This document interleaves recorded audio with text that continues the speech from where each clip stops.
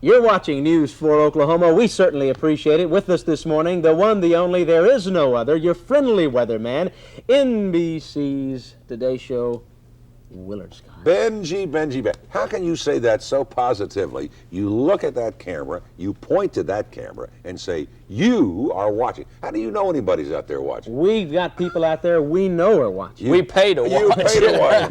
My kind of guy, Butch. My kind of guy. Weird brother you got.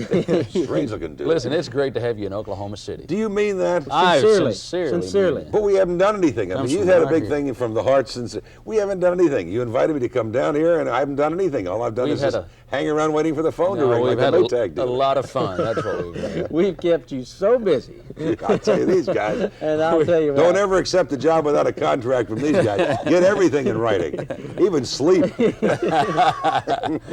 I'll tell you, you are a favorite here in Oklahoma. The people love you, That's great. as they do all over the country. What do you feel is, what do you attribute to the success you're having on the Today Show? Well, it's my humility. I'm a warm, friendly, wonderful, real, genuine person, and that's why. I believe it. You know, I found it true, though. There isn't a heck of a lot of difference anywhere you go.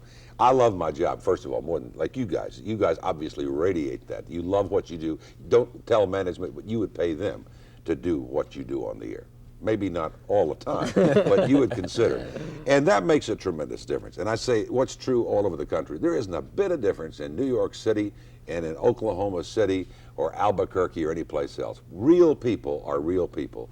And I like to think that I love people, and they know that, and they respond to it in kind. I can walk down the streets of Manhattan, and that's one of the great kicks, to be, able to go down into Soho or the Village or walk up on the East Side, and sweet ladies will say, "Hey, how are you, Willard? How you doing?" and pat you on the back. And you do the same thing in Des Moines, Iowa. It is wonderful. It is a great thing. And I don't know, it sounds a little syrupy to say it that way, but I love it. I radiate and smile, and I'm only 27. Look at me. It really shows that you love people, too. How long have you been on the Today Show?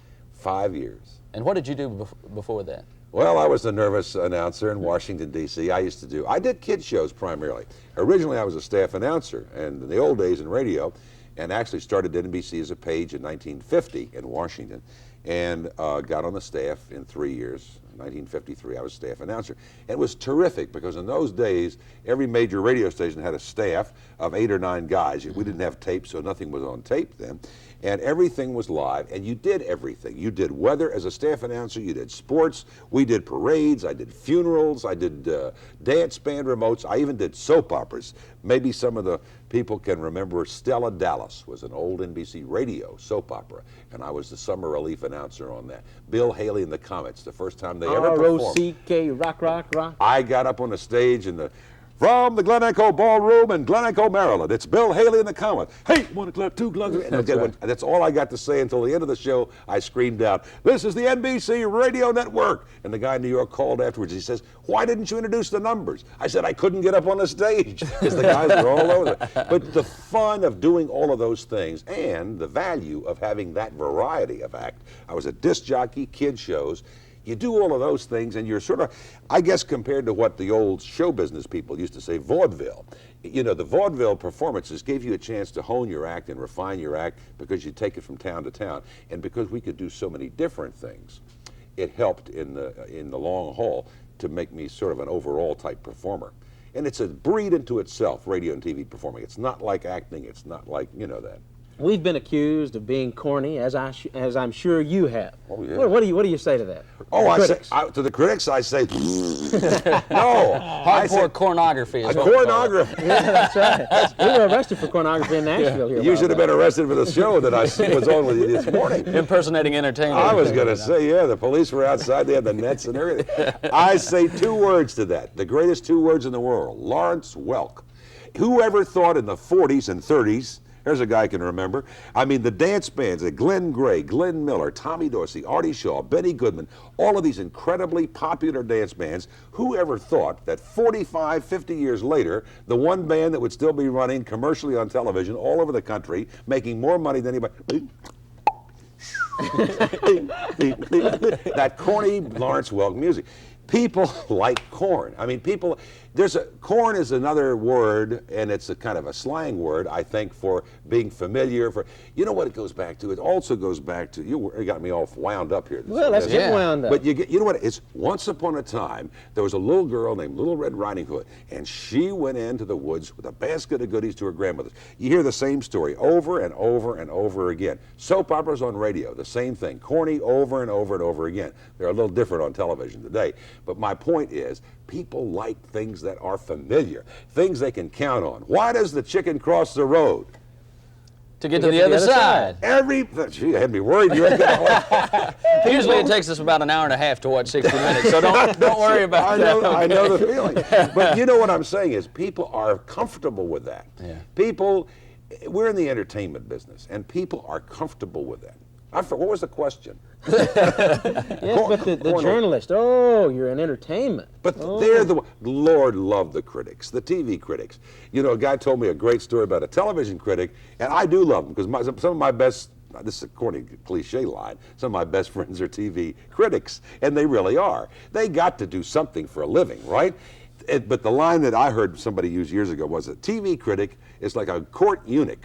They write and talk about things they're not capable of doing themselves. But why not? That's their job. They're paid to do that. And we give them a field day. I mean, it's the bland ones. The worst thing they can do in this business is never mention your name. I mean, if they never write about you.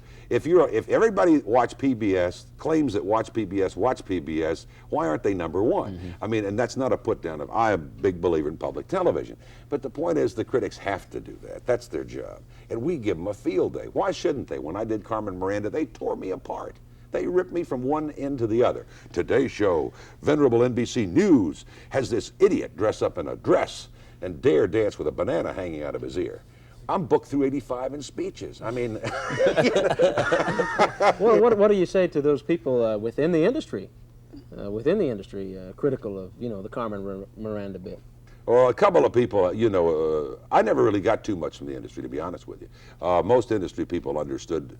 The beautiful producer at the CBS Morning News was so gracious, and he said on that interview, I think you're talking about like Entertainment Tonight, he said that's what they hired Willard for, let him do it.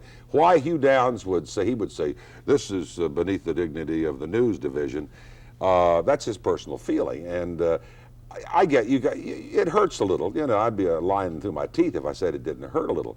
But I mean, here's a guy, Hugh Downs, who used to do game shows and was Jack Parr's sidekick and was a disc jockey.